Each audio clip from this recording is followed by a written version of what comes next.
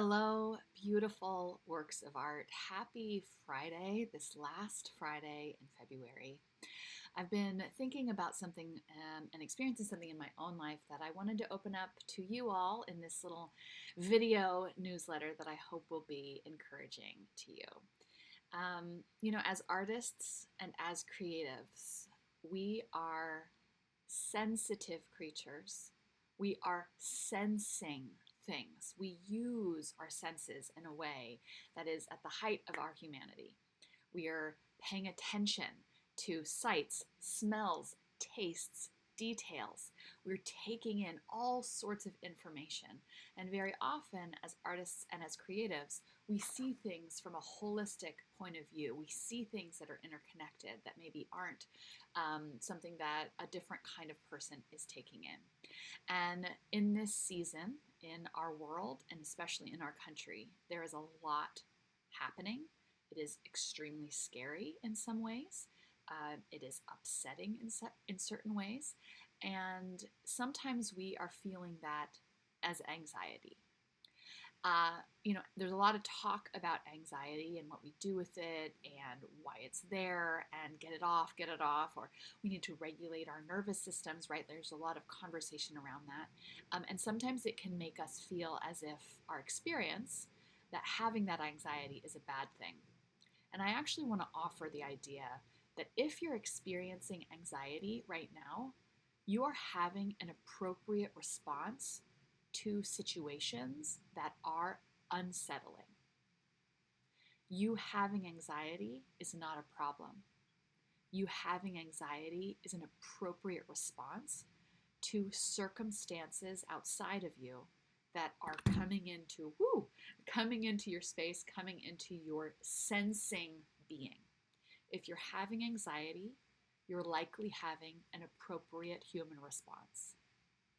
Now, that does not mean that you want to stay in anxiety. That does not mean you want to stay in the anxiety cycle, but making ourselves wrong for having a reaction, that's not going to get us anywhere. And we often don't want to stay in anxiety. And there is a tool that I've been practicing in my own life that has actually really, really been helping me. It's something that comes from Martha Beck's new research around anxiety. She has a new book out called Beyond Anxiety. She, if you don't know, is a coach and a Harvard-educated researcher and a really powerful person.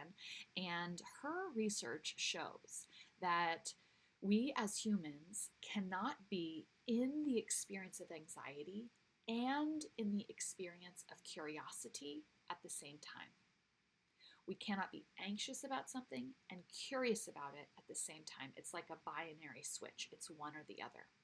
In addition, we can't be in anxiety and creativity at the same time.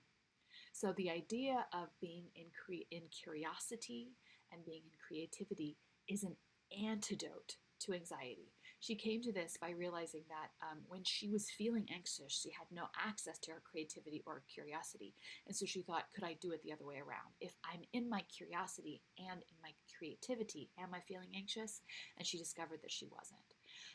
So a couple of ideas that have been helpful to myself and to my clients.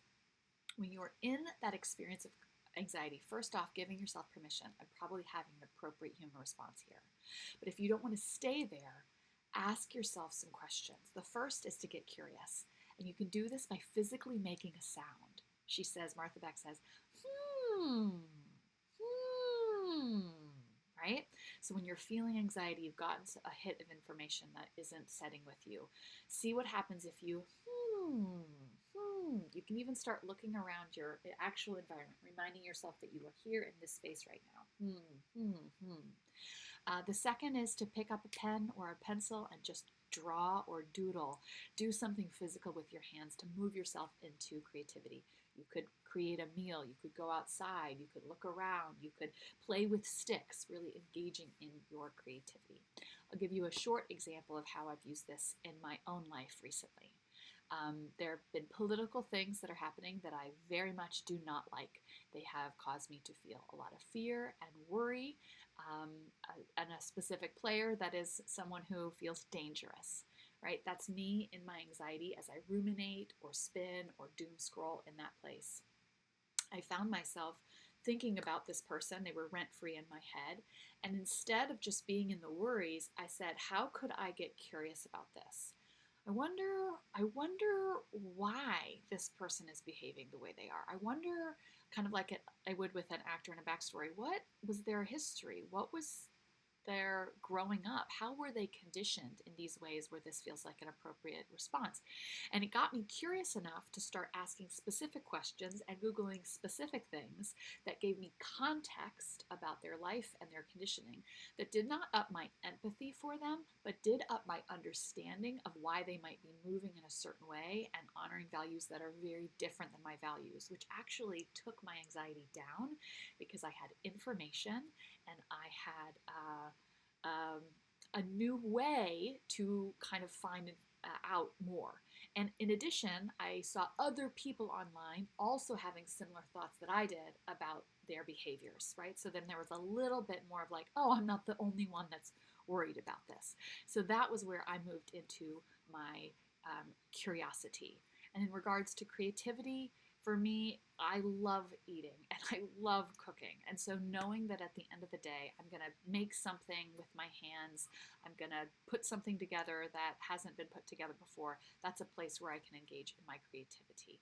So I'm hoping that this is helpful for you, that you have more permission to feel a regular human experience, and then move into either curiosity or creativity. Finally, one last piece of ground creativity is we're the only animals that don't finish the stress cycle. And finishing the stress cycle means getting it out of your body. So make sure you're moving, dancing, just relaxing. And I hope this was helpful. Will you let me know if it was? Take wonderful care.